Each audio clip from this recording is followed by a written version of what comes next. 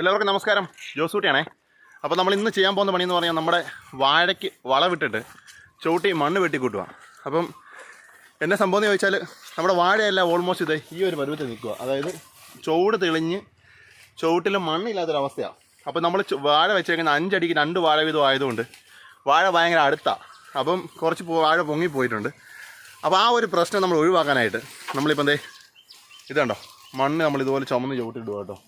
ഈ കാണുന്നുണ്ടോ, ഇതുപോലെ നമ്മൾ മണ്ണ് ചുമന്ന് ചവിട്ടിയിടുക. അപ്പോൾ എൻ്റെ കൂടെ നമ്മുടെ 2 കൊൽക്കട്ടക്കാരായ സഹോദരങ്ങളുണ്ട്. ഒരാളുടെ പേര് ശിവ, പേരെന്നാ ഞാമേ പപ്പൂസ്. അപ്പോൾ 2 നമ്മുടെ കൊൽക്കട്ടക്കാരായ 2 സഹോദരങ്ങളോട് നമ്മുടെ കൂടെ ഉണ്ട്. അപ്പോൾ ഞങ്ങൾ 3 പേരും കൂടെ ഇന്ന് പണി കേട്ടോ. അപ്പോൾ ഇത് നമ്മൾ അങ്ങേയറ്റത്ത് അവർ നമ്മുടെ തൊഴിലുറപ്പിലെ ചേച്ചിമാർ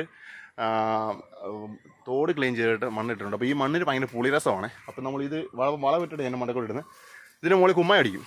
അപ്പം ഇന്നില്ല, ഒരു 10 ദിവസം കഴിയുമ്പോൾ നമ്മൾ ഈ വാഴ ചുറ്റും ഈ ഇട്ട മണ്ണിന് ചുറ്റും നമ്മൾ കുമ്മായി അടിക്കും.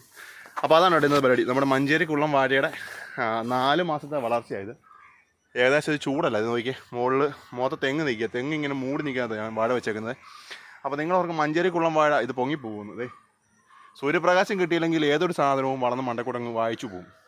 അതുകൊണ്ട് ഇപ്പോൾ എൻ്റെ വാഴ ഏകദേശം 6 അടി പൊക്കമായി, കുടം തള്ളി വന്ന് തുടങ്ങി. അപ്പം ഇപ്പോൾ ഇത് വെച്ചിട്ട് കറക്റ്റ് 4 മാസം, ഒരു 15-20 ദിവസത്തിനുള്ളിൽ എൻ്റെ വാഴകളെല്ലാം കുലയ്ക്കുമെന്നാണ് എൻ്റെ പ്രതീക്ഷ. അപ്പോൾ നല്ല ആരോഗ്യത്തിൽ നിൽക്കുന്ന വാഴയാണ്.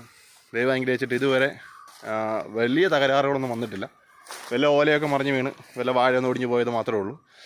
അപ്പം ഒരു വാഴ മാത്രമാണ് ഇതൊരു ഒടിഞ്ഞു കേട്ടോ. നമ്മളത് ഒടിഞ്ഞു പോകാതിരിക്കാൻ വേണ്ടി നമ്മൾ തെങ്ങ് കയറുന്ന മിഷൻ വാങ്ങിച്ചായിരുന്നു. നമ്മൾ തെങ്ങ് കയറുന്ന മിഷൻ വാങ്ങിച്ചിട്ട് നമ്മൾ ഉറങ്ങുന്ന ഓല അന്നേരം പറിച്ചായിടും. അപ്പോൾ ഇതൊക്കെയാണ് ഇന്നത്തെ ജോലി കേട്ടോ. ആക്ച്വലി നമ്മൾ ഈ ചെയ്യുന്നത് കൊണ്ട് കാറ്റടിക്കുമ്പോൾ മറിയാതിരിക്കുക എന്നുള്ളതാണ് ഏറ്റവും വലിയ ഉദ്ദേശം. അകത്തി ആയിരുന്നുവെങ്കിൽ ഈ വാഴ ഒരു 6 അടിയിൽ മുകളിൽ പൊങ്ങില്ലായിരുന്നു കേട്ടോ. ശരിക്കും ഒരു 6 അടിയെങ്കിലും ഗ്യാപ്പിനകത്ത് വേണം. വെയിൽ അതുമല്ല, ഡയറക്റ്റ് ഒരു 8 മണിക്കൂർ സൺലൈറ്റ് കിട്ടുന്ന സ്ഥലത്ത് വേണം ഈ സാധനം കൃഷി ചെയ്യാനായിട്ട്. അടിപൊളിയായിരിക്കും. അപ്പം ഇത് ബാക്കി പണി ചെയ്യട്ടെ, ഡീറ്റെയിൽസ് ബാക്കി പറയാം കേട്ടോ. പിന്നെ